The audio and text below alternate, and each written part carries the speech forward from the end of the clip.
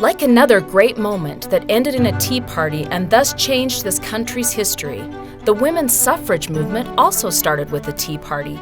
On July 9, 1848, 5 previously well-behaved women sipped and stewed, lamenting society's injustices to women. As fate would have it, their justified grievances would give birth to the Convention on Women's Rights. These misbehaving women were, in fact, trailblazers. Jane Hunt, Elizabeth Cady Stanton, Lucretia Mott and her sister Martha Wright, and Mary Ann McClintock. 5 women, surrounded by dainty teacups, chose a seemingly demure social event to change society and women's lives forever.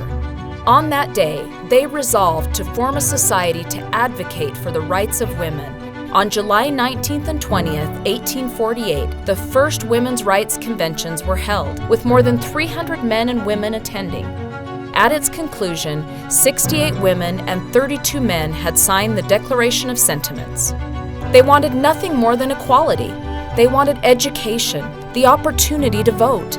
They didn't want their livelihood and property belonging to the men in their lives. They felt chained by a societal moral code that seemed to guide their every thought and action. In the summer of 1920, more than 70 years after that first convention in Seneca Falls, Congress finally passed a federal women's suffrage amendment to the U.S. Constitution by the narrowest of margins, 1 vote to be exact. On August 26th, now celebrated as Women's Equality Day, the 19th Amendment officially became part of the Constitution. Despite their inexperience and uncertainty as to what they may eventually accomplish, they resolved to smash the sexist norms of their day, and they did it with their pinkies raised. This could have been like any other tea party, filled with the gossip of the day, but they could not wait to have the impact they were born to have. They set an example for every woman who followed. We too are born to have an impact, yet to be decided. Trailblazer, defiant, bold, risk takers, resilient. It's not easy to be comfortable with being uncomfortable, to face ridicule, disdain, and uncertainty, to take that leap in spite of all obstacles, because the very possibility of forging change is worth the potential fall. Most importantly, trailblazers are those who don't wait for the right time or for permission. They do what needs to be done when it needs to be done. Sometimes loudly, but most times quietly, without a desire for recognition. They do it because it's the right thing to do, and someone has to do it. Trailblazers surround us as unsung heroes who change lives without most ever knowing of their contributions.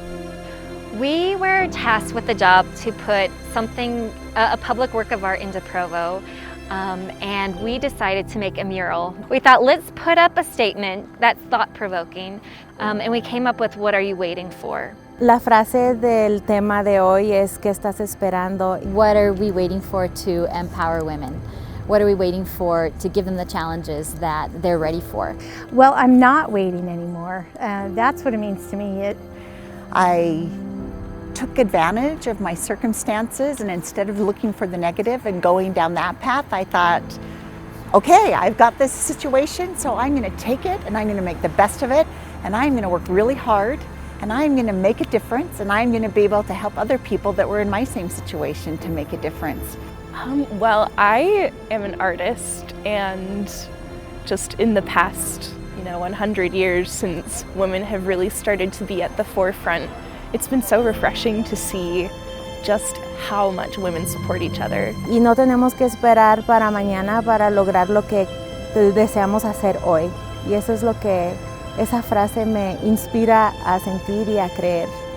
This thing has been so important for us, and I want to make sure everyone has this experience. So I would love for everyone to go check it out. It's 145 North University Avenue. It's behind Ma's restaurant. So you kind of have to go through a little alleyway, and you'll stumble upon it. It'll be a little secret, but I take a little bit of time to think about what it means to you and what you can do to not wait for anything.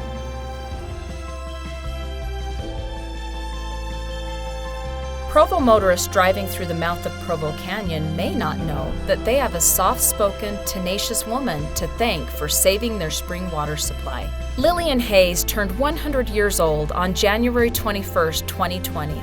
A true suffragette in age and purpose, her smile and kind eyes hide the environmentalist moxie inside of her. She is a friend of the earth, the water, and the air that residents breathe. She also cares for the wildlife, particularly the birds in the area.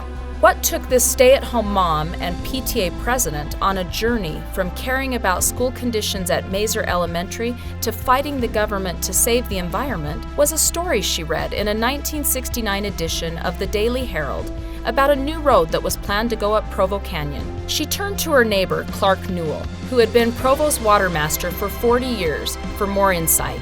She told him where the road would be built along the north wall of the canyon. It didn't sit well with him. Lillian's work paid off and forced a change in the road's alignment so it wouldn't go over the springs between the Olmsted Power Plant and Wildwood housing area. Lillian's legacy is that of a Utah County woman who was concerned about and fought for the environment before it was on most people's radar. One woman made a difference. Lillian's hope is that every woman and young girl will be a trailblazer, make a difference, whether it's for the environment or education, for issues big or small. As women, we stand on the brave shoulders of the trailblazers who came before us and inspire us today. Women like Lillian, Jane, Elizabeth, Lucretia, Martha, and Mary, and so many whose names we don't know. Lillian is living, breathing proof that women trailblazers make a difference. She was born in 1920, the year the cause that motivated 5 other trailblazers changed women's history forever.